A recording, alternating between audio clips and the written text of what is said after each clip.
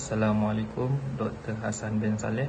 Saya Muhammad Arif bin Muhammad Darubi akan membuat pembentangan subjek GMGF 2014 Ekonomi dan Pembangunan, subtopik globalisasi dalam pembangunan. Saya akan mulakan dengan definisi globalisasi.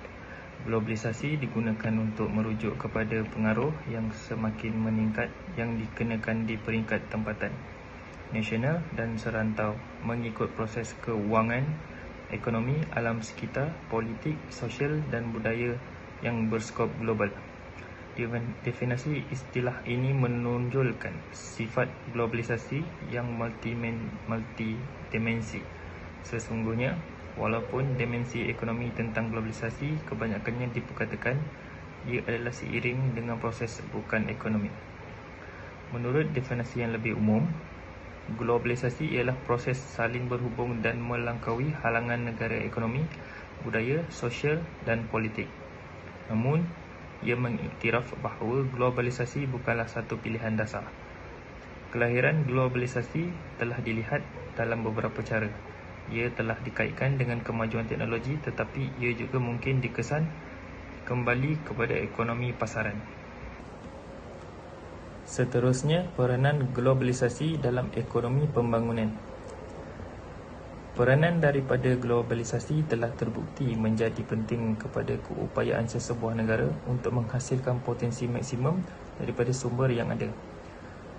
Memaksimumkan sumber tersebut umumnya membawa kepada pembangunan bangsa ekonomi yang bertambah baik.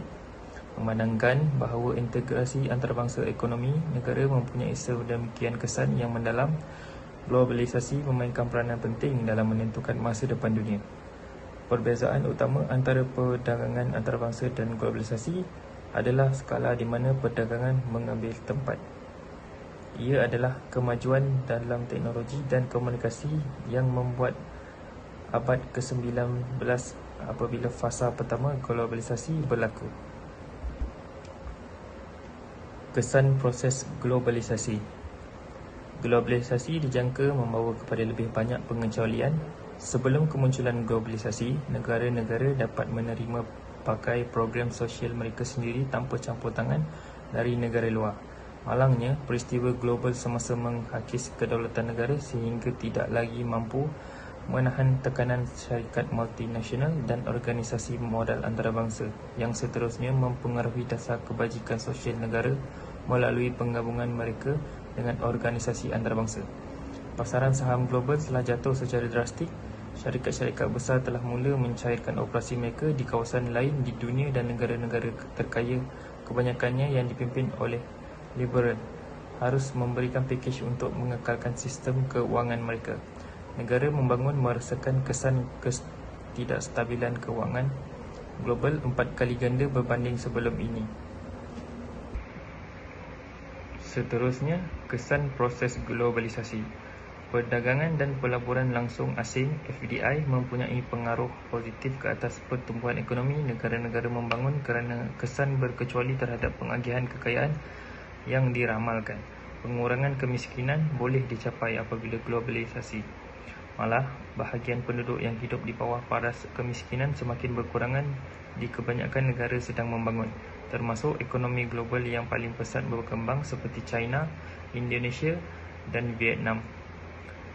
Globalisasi telah membolehkan saintis atau profesional perubatan daripada berbeza negara untuk berkongsi kemajuan dalam bidang perubatan.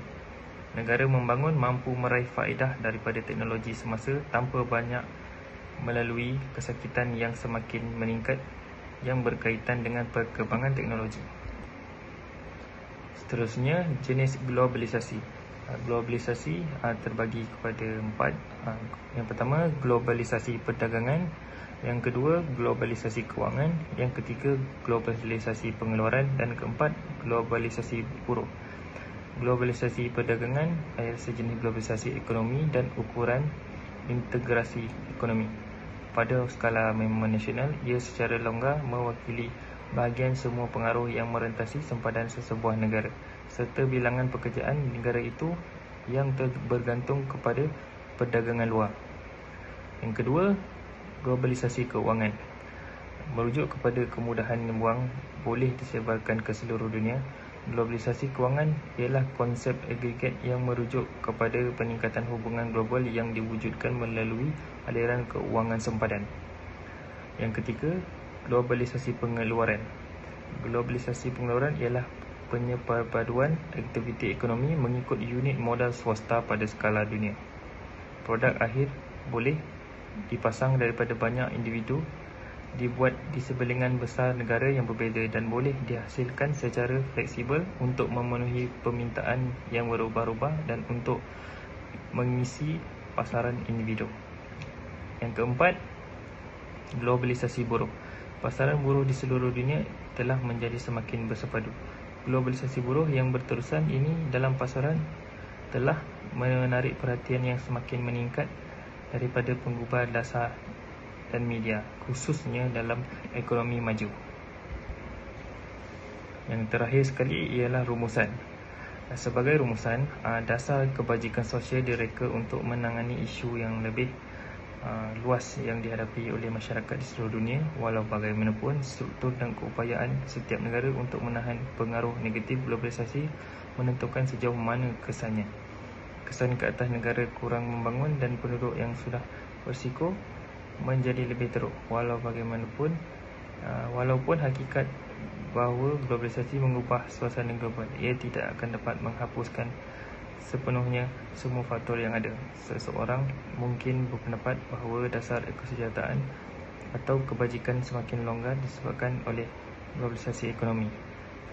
Perpecahan dan keterasingan sosial akan berlaku akibat daripada pengurangan dalam pembiayaan bantuan sosial ini. Itu saja. Sekian, terima kasih.